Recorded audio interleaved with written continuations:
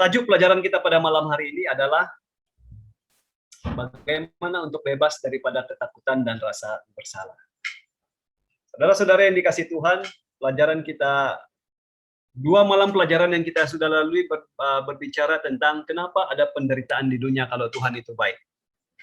Dan pada pelajaran kita itu kita telah mengetahui bahwa setanlah yang melakukan itu. Dia yang telah membawa kita ke dalam dosa melalui manusia yang pertama di dunia, sehingga hal itu berkelanjutan sampai kita sekarang.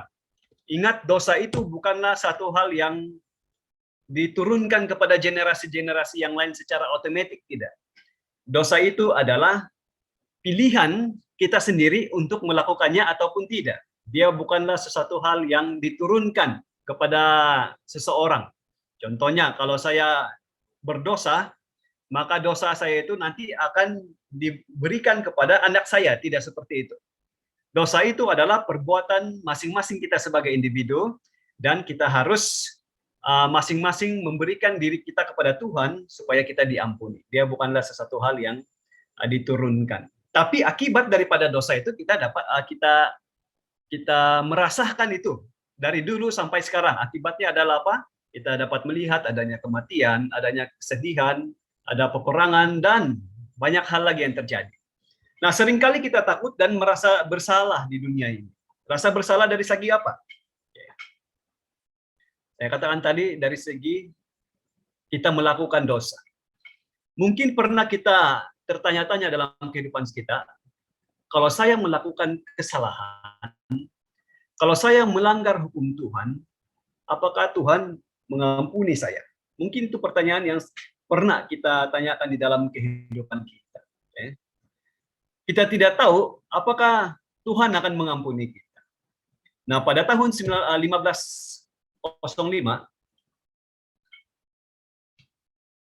ada seorang yang sedang berjalan di panas terik matahari pada bulan Julai tahun 1505. Dia ini adalah seorang pelajar undang-undang yang masih muda, dan dia sedang mengikuti, masih sedang belajar lah untuk mengambil jurusan undang-undang.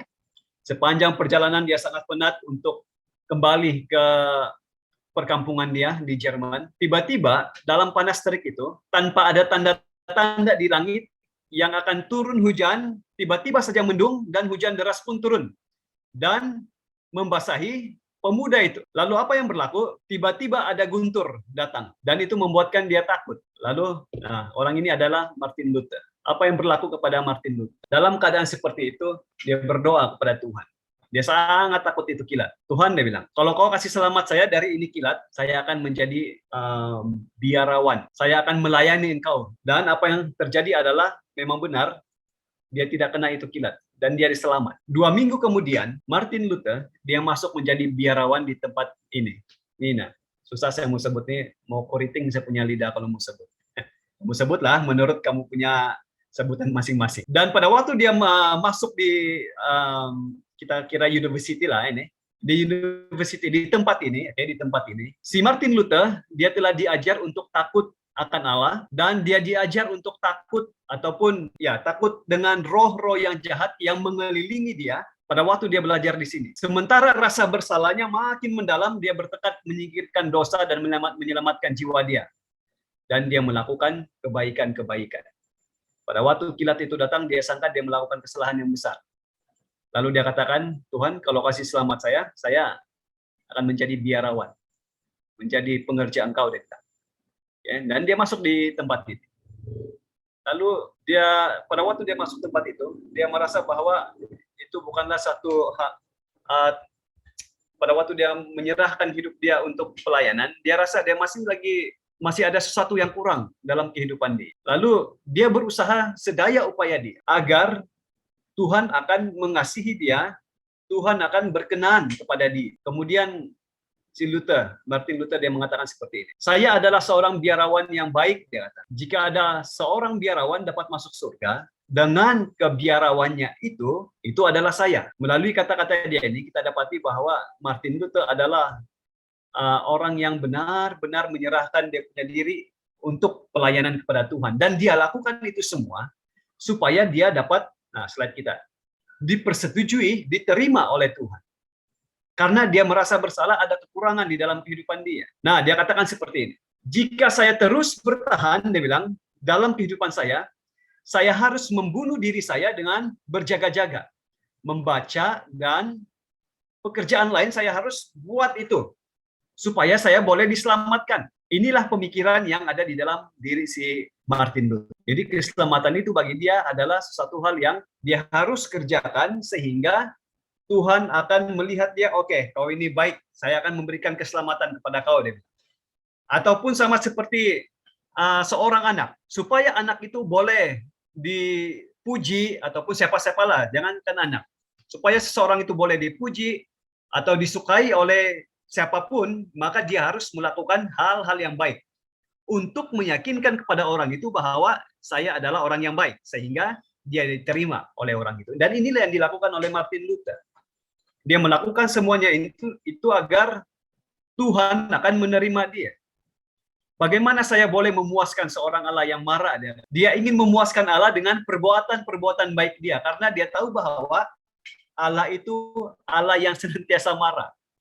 Seperti yang kilat datang, dia sangka pada waktu kilat itu datang, Allah marah sama dia. Oleh karena itu, dia tahu bahwa perbuatan baik dia itu masih belum cukup. Masih belum cukup. Dan dia mau melakukan yang lebih daripada itu supaya dia boleh memuaskan hati Allah. Inilah pandangan dia pada waktu tahun 1505. Nah, saudara-saudari yang dikasih Tuhan, sadar atau tidak sadar, hampir semua agama mengajarkan cara yang demikian. Cara bagaimana ini? Memuaskan Allah supaya saya boleh mendapat keselamatan. Nah, ini yang terjadi. Bagaimana hal ini terjadi kepada Martin Luther? Kalau kita lihat di sini pun hampir semua agama melakukan hal yang sama. Jika mereka berbuat baik, maka mereka akan mendapatkan keselamatan. Contohnya, kita tidak mempersalahkan agama orang lain. Ya, nanti kita akan lihat ada juga di agama kita ini. Orang India diajarkan seperti ini. Mereka rela untuk menyakiti diri mereka sendiri untuk mendapatkan keselamatan. Kedua, ada juga orang-orang yang menyakiti diri mereka dengan cara tersebut. Mereka menyakiti fisik mereka untuk memperoleh pengampunan daripada Allah. Semakin mereka menyakiti diri mereka, semakin mereka sakit, semakin ada darah keluar dan banyak hal, maka itulah mereka katakan akan memberikan kepuasan kepada Allah dan Allah akan menerima mereka. Dan yang lain, ada juga kepercayaan yang mempercayai bahwa sekiranya mereka membuat banyak patung-patung, memberi makan kepada roh-roh manusia yang sudah meninggal dan juga para dewa, maka mereka akan memperoleh kehidupan di masa hadapan. Nah, ini yang dikatakan oleh beberapa agama. Dan ada juga kepercayaan yang lain, tidak ada kegembiraan yang lebih besar atau cara untuk menyembah Allah selain kita pergi ke di tempat ini. Atau mati mempertahankan agama kita, mereka katakan. Ataupun kita melakukan kebaikan-kebaikan, maka kredit itu akan dikumpul oleh Tuhan dan kita akan mendapat surga. Jangan kita katakan agama yang lain, agama kita sendiri, Kristen. Untuk mendapatkan kebaikan daripada Tuhan itu, mereka juga melakukan hal yang sama. Tidak semua saya katakan, tidak semua. Karena apa? Ada juga orang-orang yang berpandangan seperti ini. Kalau saya mengembalikan persepuluhan kepada Tuhan, maka Tuhan akan memberkati saya. Sebaliknya, karena Tuhan telah memberkati kita lah, maka kita mengembalikan persepuluhan tanggung jawab. Banyak, di mana-mana sebenarnya. Motivasi seseorang itu sukar untuk dimengerti. Walaupun sebenarnya agama tidak mengajarkan sedemikian. Tapi motivasi seseorang itulah yang membuatkan dia berpikir bahwa kalau saya melakukan kebaikan, kalau saya memberikan persembahan, persepuluhan apa yang Tuhan katakan saya harus kembalikan itu, maka Tuhan akan mengasihi saya. Apakah benar demikian? Seakan-akan keselamatan itu hanya boleh didapati dengan kerja keras. Seperti yang dilakukan oleh sekarang Olimpik. Olimpik. Mereka bekerja keras untuk supaya mereka boleh mendapat satu tubuh yang semaksimal mungkin, yang fit untuk mengikuti acara-acara yang mereka ikuti. Apakah dengan cara demikian? Kerja keras supaya kita boleh diselamatkan.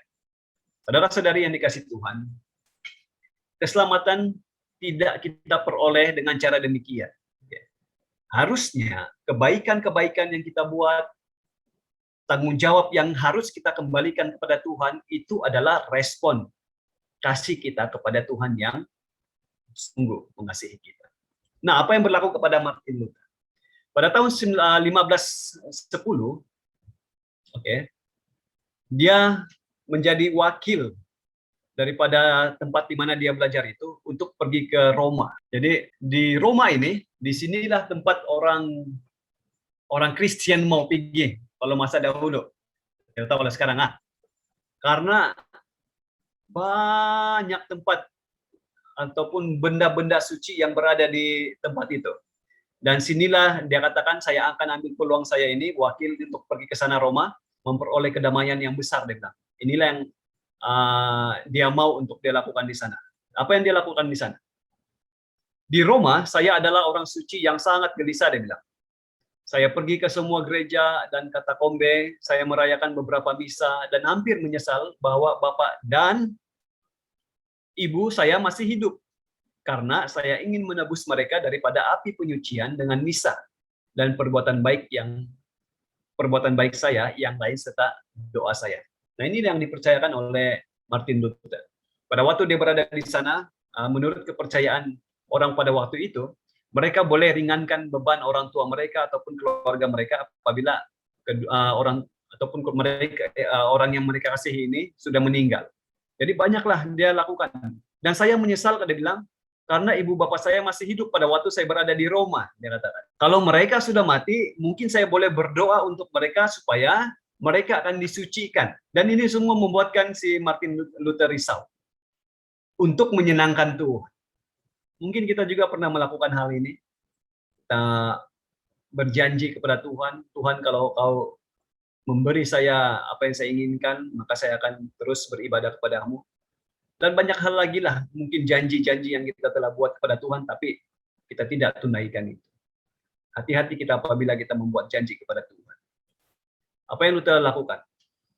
Di Roma, di tempat di mana dia pergi, ada satu namanya itu adalah Tangga Pilatus. Dia ada berapa buah tangga itu? Kalau saya ada beberapa tangga lah, dia sangat banyak itu tangga.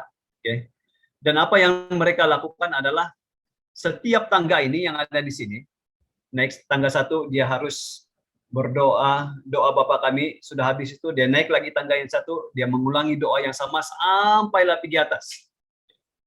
Dan ini yang dilakukan oleh si Martin Luther. Dia berdoa sama seperti yang dapat kita lihat di gambar ini. Sampailah dia di atas. Tapi walaupun dia sudah sampai di atas, dia mengakhiri daripada tangga itu, dia masih berpikir. Ada pikiran yang mengganggu di dalam kehidupan dia. Dan pikiran itu tidak mau hilang dari dia punya diri.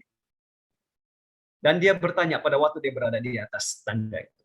Siapa yang tahu sama ada sedemikian? Dalam arti kata lain, siapa yang tahu apakah yang saya lakukan ini adalah benar? Sama seperti Martin Luther, kita juga mungkin bertanya-tanya, apakah yang saya lakukan ini adalah benar untuk saya boleh memperoleh keselamatan? Bagaimana manusia diselamatkan?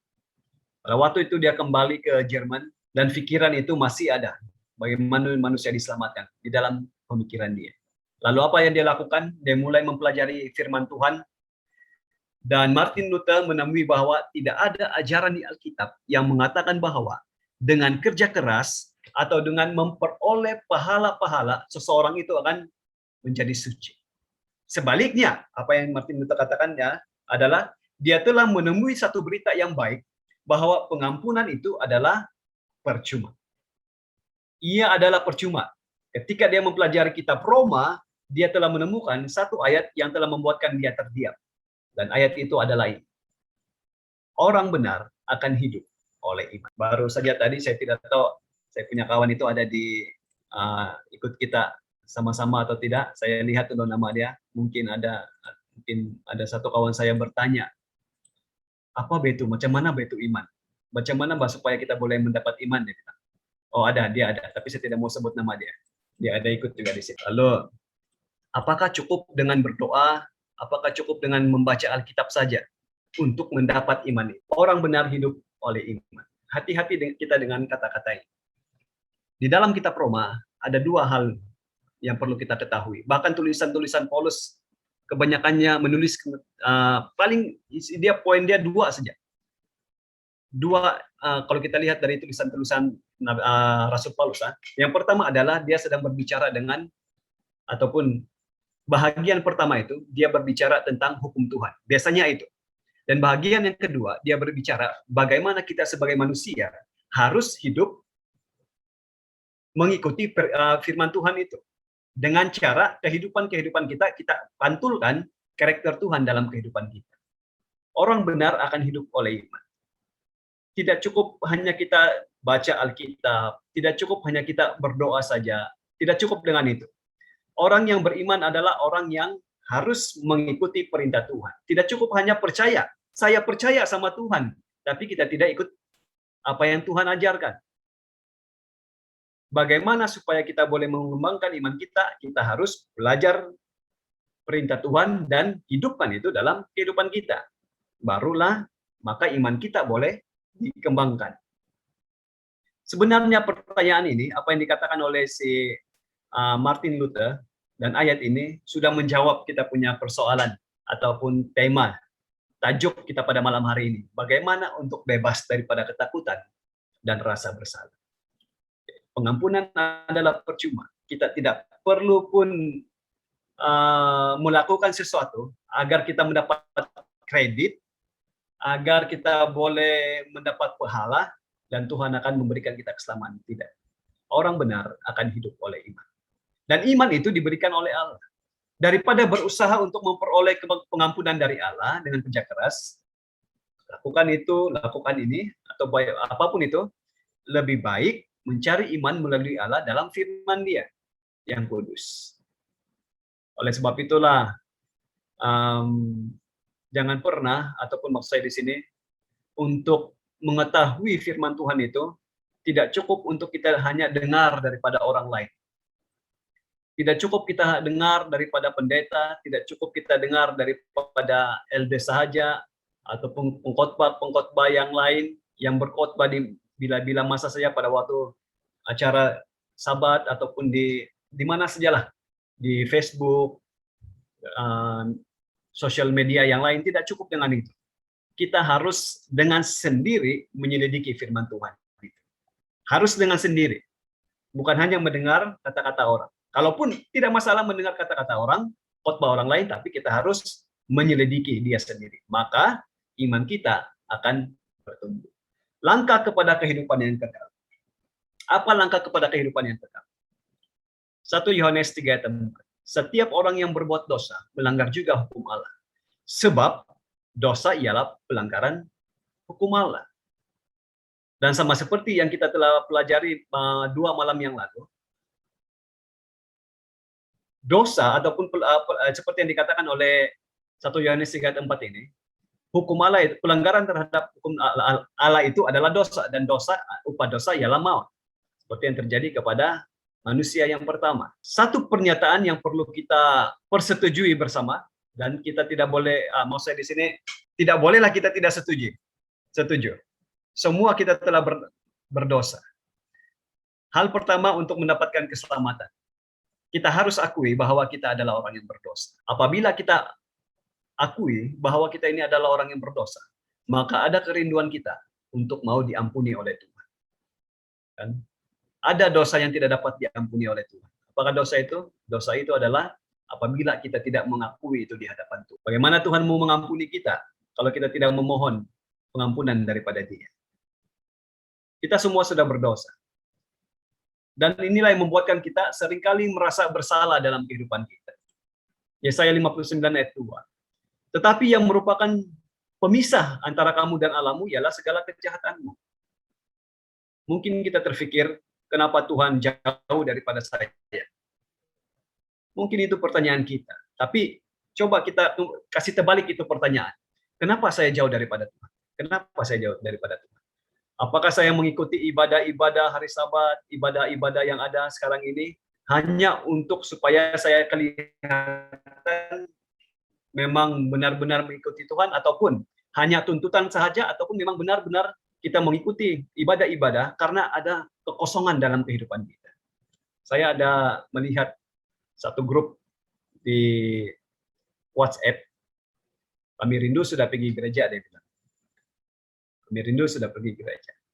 Dan ada pengumuman diberikan, minggu ini kita ke KR, dia bilang, maka mari, karena kita sudah rindu, kita ikutlah ke KR ini. Paling tidak ini akan memberikan kita kelegaan dalam KKR kita pada minggu ini.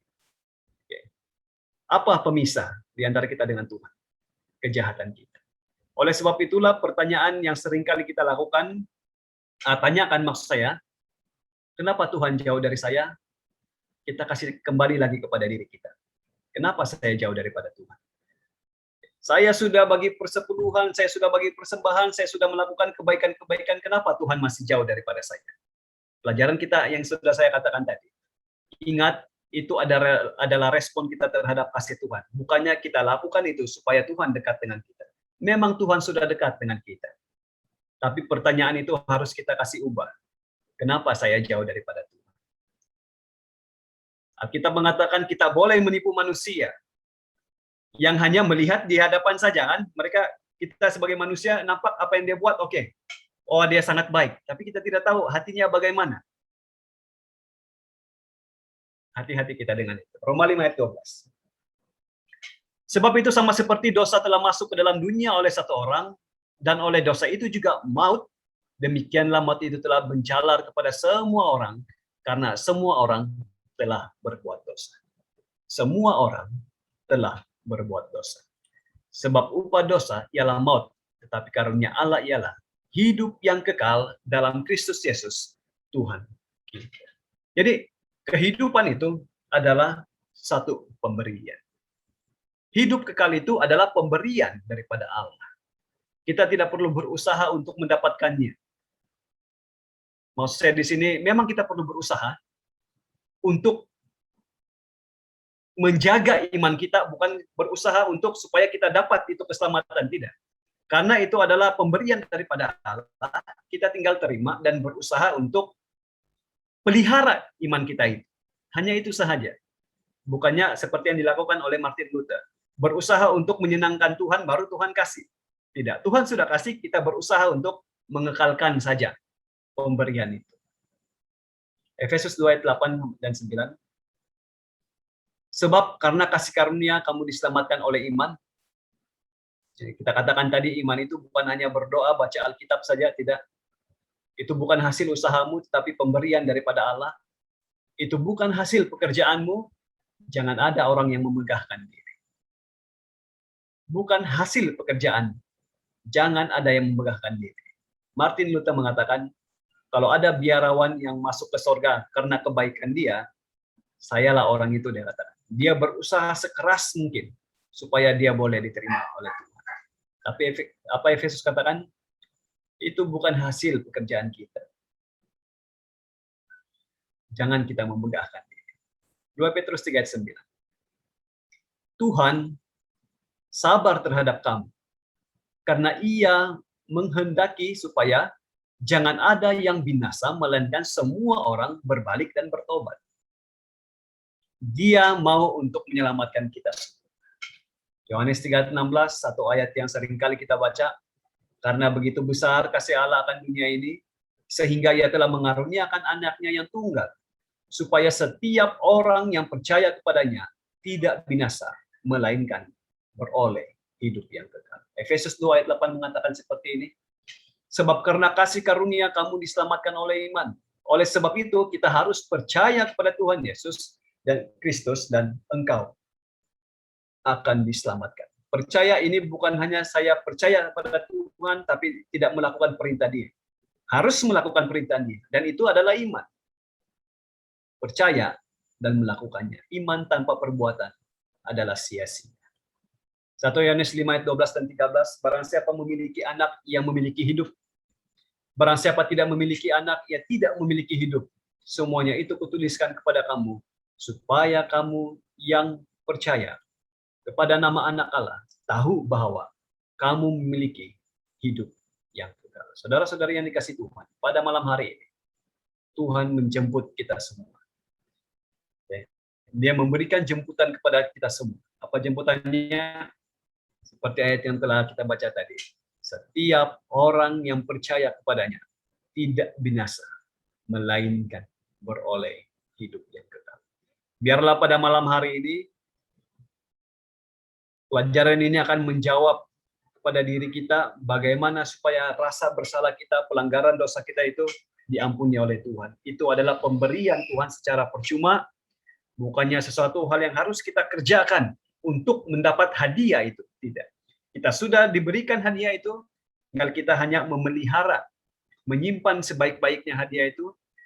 Kerja keras kita perlu untuk memelihara iman, karena kita tahu bahwa kalau kita tidak bekerja memelihara iman kita, iblis seperti singa, ayat kita yang pelajaran sebelumnya, dia mengaum-ngaum untuk mencari mangsa yang boleh ditelan. Biarlah pelajaran pada malam hari ini menjadi berkat dan juga menjadi motivasi dalam kehidupan kita, supaya kita terus dekat dengan Tuhan, terus mengasihi Dia, terus memelihara iman kita. Tuhan memberkati kita semua. Mari kita sama-sama berdoa, saya akan pimpin di dalam doa. Mari kita berdoa. Ya Tuhan kami di surga, terima kasih untuk malam hari ini. Engkau sudah memimpin kami dari awal lagi sehingga kami sudah selesai kebaktian kami. Biarlah pertemuan kami pada malam hari ini menjadi berkat untuk masing-masing pribadi kami, supaya kami senantiasa dekat dengan Tuhan. Berkati semua jemaat, partisipan yang ada di ruangan Zoom ini, keluarga mereka yang tidak bersama-sama, supaya semua kami tetap beriman dan terus memelihara iman kami di hadapan-Mu ya Tuhan. Terima kasih mendengar doa kami. Dalam nama Tuhan Yesus kami sudah berdoa. Amin.